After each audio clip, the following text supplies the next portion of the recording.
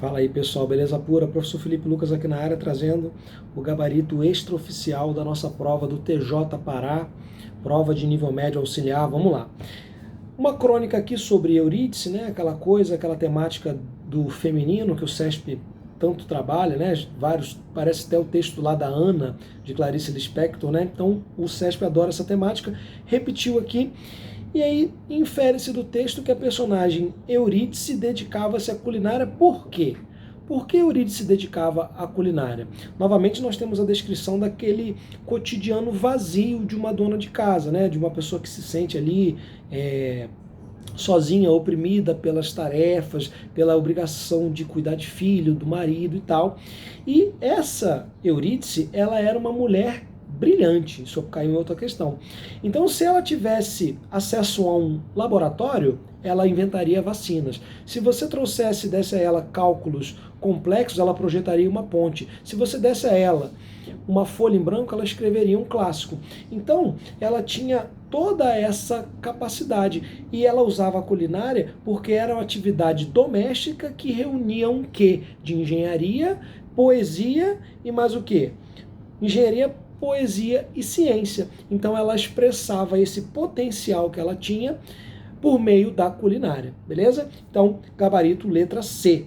Essa atividade era o meio de expressar suas potencialidades, esse potencial criativo que ela tinha. Questão número 2. A personagem Eurídice é expressamente caracterizada no texto como uma mulher.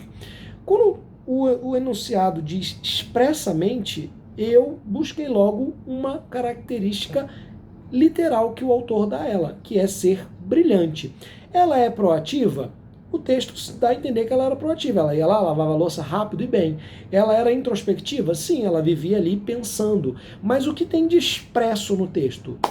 Eurídice era brilhante, tá bom? Então ela era expressamente caracterizada como brilhante. Questão número 3. Qual é o sentido aqui da palavra demandas? A única atividade caseira que oferecia tal benefício era aquela que apresentava o dom de ser quase infinita em suas demandas diárias, em suas exigências diárias, as tarefas domésticas. Então, a culinária era uma das atividades domésticas que estava sempre presente, ela tinha infinita demanda de cozinhar. Então, é isso que o texto diz. Aqui, você tem o gabarito da letra E, exigência, tá bom? Busca também é um sinônimo ali de demanda. Demanda pode ser uma busca, mas aqui no contexto é exigência, tá bom? Questão, então, número 4. Os dois pontos imediatamente após diárias, eles poderiam ser substituídos por uma vírgula na linha 19? Poderiam sim, porque nós temos um aposto, tá? Então, o sinal de dois pontos é perfeitamente aplicável. Estéreis é sinônimo de desnecessários? Poderia trocar um pelo outro? Não. Estéreo é aquilo que não dá fruto, tá bom? Então, é outro sentido. Seria mantida a correção gramatical se eu inserisse nunca poria os pés em um laboratório e não ousaria escrever versos? Se eu tirasse esse não e trocasse por nem e inserisse uma vírgula após laboratório, como é que ficaria isso? Ficaria assim, ó. Nunca poria os pés em um laboratório, vírgula, e nem ousaria escrever versos. Isso já foi cobrado antes pelo CESP, né, numa prova aí da PRF, se eu não me engano. E nem é um erro de uso das conjunções, porque o nem, ele já tem um e embutido. Então, nem quer dizer e não.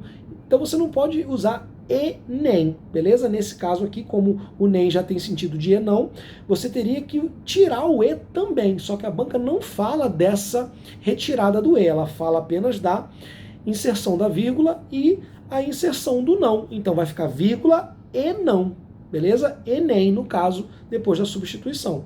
Tranquilo? Então, e nem não pode ser utilizado aqui. Isso faz que apenas o item 1 seja correto, tá bom?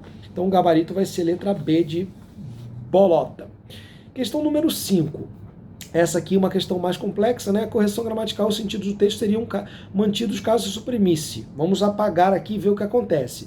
Eu posso tirar o acento do que? Não posso, porque o que é substantivo e ele então é obrigatoriamente acentuado. Eu posso tirar o se do livrar-se? Não posso, porque é parte integrante do verbo livrar-se, tá bom? Posso tirar o a vírgula no para não pensar? Não posso, porque para não pensar é uma oração adverbial final, ela está intercalada, as duas vírgulas são obrigatórias. Eu posso tirar o já?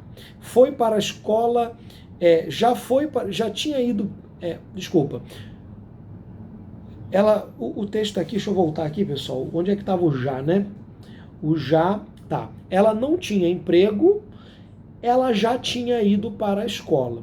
Muita gente achou, poxa, se eu tirasse o já, não ia mudar o sentido, não. Ela não tinha emprego, ela tinha ido para a escola. Muda o sentido? Pior que muda, gente, porque esse já, ele não está ali gratuitamente. Quando você diz, eu já fiz tal coisa, ele tem, além do sentido de tempo, aquela ideia implícita de que você não precisa fazer mais aquilo. Por exemplo, sua mãe, você vai jantar? Aí você fala assim, mãe, eu já jantei. Não é só a questão do tempo, é a questão também de responder que aquilo ali não era mais necessário. Então, no contexto aqui, ela disse, ela já tinha ido para a escola, então ela não tinha mais que ir e não tinha como preencher o tempo. Então esse já, ele tem uma camada a mais do que o tempo, beleza? Então quando você diz assim, eu já passei em concurso público, eu não estudo, eu já passei, ou seja, eu não preciso mais estudar. Então eu entendo que mudaria sim o sentido, beleza? E aí, para não restar nenhuma dúvida, a letra E diz, a supressão do ela não causaria erro nem prejudicaria o sentido. E não causaria mesmo não, ó. Ela não tinha emprego, vírgula, já tinha ido para a escola. Como o ela está na primeira oração, ela não tinha emprego, não é necessário que você repita. Na segunda ocorrência, a oração ali pode ter o sujeito oculto. O sujeito oculto é uma estratégia justamente para reduzir a gordura do texto. Se a primeira oração, que tem o mesmo sujeito, já traz o sujeito expresso, o pronome, a segunda não precisa ter. Então você tira e não muda o sentido, não causa erro, porque o sujeito é evidente pelo contexto, tá bom? Então o gabarito aqui é letra E. Já tinha ido para a escola, com certeza está falando de Eurídice, ela. Tranquilo? Questão 6, então, ó. Infere-se do texto que na década de 50, aí essa aqui vamos fazer uma por uma. As mulheres começaram a ser bem remuneradas? Não. Ninguém disse que elas eram bem remuneradas, tá? Elas apenas ganharam espaço em novas profissões. Conquistaram o direito de exercer determinadas profissões? Ninguém disse, pessoal, que elas não tinham o direito antes. Então essa letra B aqui não pode ser o gabarito, não. Conquistaram o direito? O que o texto diz é que surgiram mais oportunidades. A participação feminina cresceu. Em nenhum momento diz que era proibido antes ser professora, ser enfermeira. Então essa letra B aqui, ela diz que não havia possibilidade antes, não havia o direito. Errada. Letra C, começaram a seguir determinado caminho que influenciou sua relação com a vida doméstica.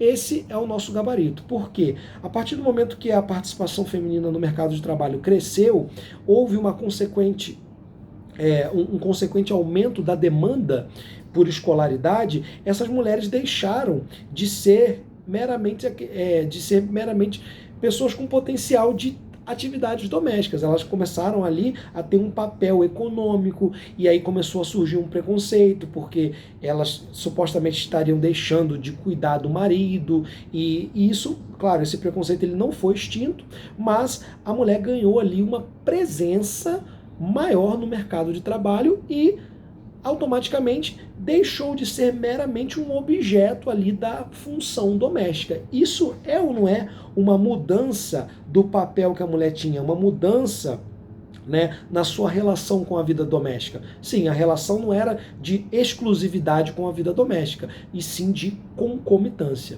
Mudou ou não mudou a relação? Então, gabarito letra C. Letra D.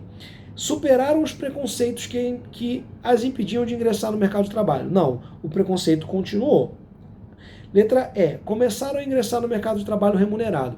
Essa aqui, gente, é um perigo, porque o texto diz que elas tornavam, assim, a qualificação tornava a mulher, né, aqui tornavam nas profissionais remuneradas. Você lendo rápido, poxa, dá a impressão de que a mulher não era remunerada antes, mas isso é uma leitura muito pontual. Se você ler o texto como um todo, ele não diz que a mulher não era remunerada antes. É claro que quem trabalhava, mesmo em menos profissões, claro que quem trabalhava ali era remunerado, só que elas começaram a trabalhar em novas profissões, então elas eram remuneradas já. Tá bom? Não dá para você dizer que a mulher que trabalhava antes, ela não era remunerada. Só a mulher da década de 50 em diante que ganhou dinheiro trabalhando? Não. Isso aqui seria uma interpretação absurda. A literalidade até pode induzir ao erro, mas lendo o texto como um todo, claro que elas eram remuneradas nas profissões anteriores. Beleza? Então o gabarito da questão 6 é a letra C. Vamos para a questão número 7 aqui, ó. Bom, há uma questão de reescritura, vocês têm aí acesso à foto, né, à prova. O gabarito vai ser a letra B. Você tinha lá, texto original, na década de 50, vírgula. Tem que ter vírgula porque é um adjunto adverbial antecipado.